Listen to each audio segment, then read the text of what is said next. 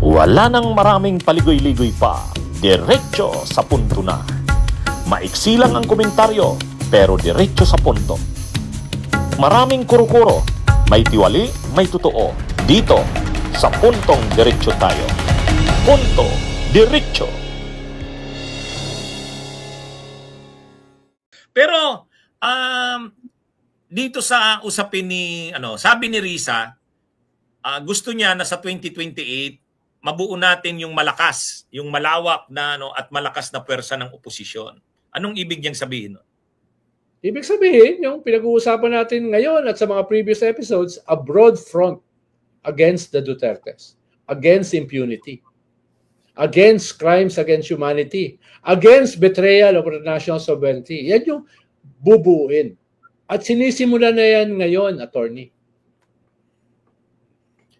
O ngayon, isa sa mga aktibo dyan, si dating Senador Sonny Trillanes. Kasi si dating Senador Sonny Trillanes, sabi niya, aktibo ako ngayon sa mga pag-uusap para sa paghahanda sa 2028. Kasi hindi pwedeng maghahanda na naman tayo pag malapit na. Kaya ako ngayon, sabi niya, kausap niya, nag-participate siya sa mga pag-uusap. Kaya hindi kinakaila ni dating Senador Sonny Trillanes na active na siya sa mga pag-uusap na nangyayari. At hindi niya rin kinakaila na pinupus niya. Sabi niya, sa sitwasyon ngayon ng bansa, kailangan natin ng leader na na pambato ng oposisyon, na matapang, kayang makipagbakbakan sa Duterte. Nasa panahon tayo ngayon na ang evil forces ay namamayagpag. So hindi pwede yung medyo malambot. So doon niya inaano si Risa. At dito niya rin binabanggit na tingin niya hindi si Leni ang pwedeng maging magka-qualify sa ganung kailangan ng panahon natin ngayon. Nagbigay na po siya ng openness. Okay. And that's a good enough sign. Sinasabi naman natin, we're not asking VP Leni to declare. No, kahit lang yung mga leaders ng Pink, sabihin niya na siya ay bukas. So, sa pagtakbo, hindi naman yun i-declare mo sa media, open. Hindi. Pero meron, at least alam nyo kung saan ang direksyon. At ang kagandaan nito, si Senator Risa, ginawa niya na yon. Nag-declare siya ng openness. She's not saying she will definitely run because... Tama ba yung intindi namin, Senator, na kung gusto mong manalo sa 2028, parang dapat ngayon pa lang pinaghahandaan mo na yan. Opo. Yeah. Di ba ganun na nga nangyari sa atin noong 2022 dahil because of the indecisiveness hindi nakapag-prepare. So dapat natuto na tayo doon. Kung bukas pa sila sa pagtakbo bilang Pangulo, kailangan naghahanda na. Hindi natin sinasabing mag-declare publicly kung hindi maghanda ka internally. At walang ganong paghahanda na ginagawa. Kaya kino-call out ko na yon. Kasi ngayon, meron na tayong pagpipilian, hindi na lang siya. Kaya dati kasi no choice, nag-aantay ka sa kanya. Pero ngayon, pwede nang hindi siya antayin.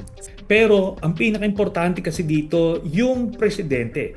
Kasi 'di ba, dapat yung leader talagang nasa sayo magsisimula yon, yung readiness na tipong gusto mo bang mamuno ng ating bansa with all the problems, with all the challenges? Kailangan buo ang loob mo to answer that question. Yes, hindi pwedeng itutulak ka ng mga tao kasi yung mga ganong mga pa-cute na style of politics hindi na nga bumenta . Tsaka yan, it's unfair to the people na pinipilit ka pa na maging leader nila. 28, for sure I will be participating doon sa preparations para sa presidential candidate of our choice. Kasi napaka-importante ito para sa ating bayan. Kaya kailangan makilahok tayo. Simula pa lang para siguradong handang-handa pagdating ng panahon. Ngayon kung sino yung presidential candidate na yon, sa ngayon sinusuri pa. At pero ang personal preference ko ay si Senator Risa Hontiveros. Kaya lang nagre-react siyempre yung mga pro-Leni. Nal, ano bang masasabi mo dyan? Ako, ang inimbo ko lang naman, yung mismo mga sinabi ni Leni. na yung baton ng leadership ay ipinapasa ko na kay Risa. Ikalawa, magfo-focus ako sa local. No? At kapapanalo lang niya as Pero na Naga. No? Sa 2028, hindi pa tapos yung kanyang unang term, tatakbo siya uli sa national. Tingin ko hindi naman ganun si Lenny. Parang yun lang ang aking batayan. Ngayon, ibang usapin kung may iba na gustong tumakbo. No?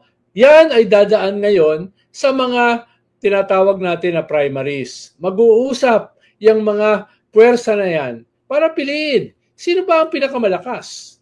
Sino ba ang may dalang alternatibo na programa laban sa mga Duterte? So yan ay magiging bahagi ngayon ng isang proseso. No? Hindi naman porke sinabi ni Trillanes, ito yung kanyang preference, yun na. Hindi naman ganun umaandar ang demokrasya, di ba? No? Kaya dadaan pa yan sa proseso. Pero kailangan, hindi pwedeng mangyari yan dun sa last minute, di ba? Yun naman yung ine-emphasize ni Sunny Trillanes. Huwag dun sa dulo mangyari. Simulan na ngayon. Di ba? Mag-strategize na, mag-launch na ng kampanya this early. Yun ang kanyang sinasabi. Ngayon, kung sino yan, yan ang magiging resulta ng proseso. Oo, ang importante sa ngayon, naghahanda na. At saka, yes, malinaw naman ang sinabi ni Senadora Risa, handa siya. Kung ang oposisyon ay pagkaisahan na siya ang pambato, handa siya. Kaya lang, kung mayroon pang iba, handa rin siyang mag-usap-usap. Oo. Hindi naman ganun kaambisyosa si Risa. Ang mahalaga sa kanya ay yung bayan. At yun ang pinatunayan ng kanyang buhay. Yun ang pinatunayan ng kanyang karakter. Yun ang pinatunayan ng kanyang witnessing. Di ba? Yun eh. Kaya may proseso pa yan dadaanan, attorney. Ang mahalaga ay hindi yan mangyari during the last minute. Diba? Ito bang ito?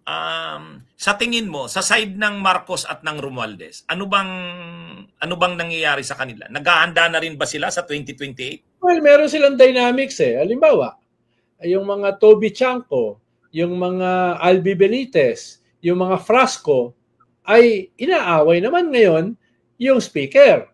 So, ang nakikita ngayon yung ganun dynamics sa isang kampo, yung kampo ng mga Marcos. Di ba? No? Kaya dapat ayusin nila yan eh. Kung mag-aayos sa mga pink, mag-ayos din sila. Dahil very public ang kanilang paghugas ng kanilang dirty linen. Ay sasalita pa si Toby Chanco, hindi siya sang-ayon sa impeachment. At kaya niya, binabatikos ang speaker at saka ang house. Bahagi siya ng house eh. Hindi siya bumoto for impeachment. At sinisi niya yung pagkatalo ng alyansa kung saan siya ang campaign manager dito sa impeachment. Kaya, linawin mo. Sino bang kakampi mo? Si Sara o yung mga anti-Sara? Pero, siya ay nasa gobyerno. Siya ay nasa kampo ni Marcos. Siya ay practically kamag-anak na Marcoses. So, linawin niya. Ibig sabihin, sila mismo may iba't ibang mga paksyon. No? At itong mga paksyon na ito ay ginagamit ng kanilang mga kalaban. Laban mismo sa kanila. Kaya kailangan din nilang magayos. At saka dapat na isa sa i-consider natin dyan Nald. Bunyog, bunyog, halikan na kasama ka. Bunyog, kapag buklod ay may pag-asa. Luzon, Visayas, Mindanao, isa ang pananaw. Sa bagong Pilipinas ang bunyog isisigaw.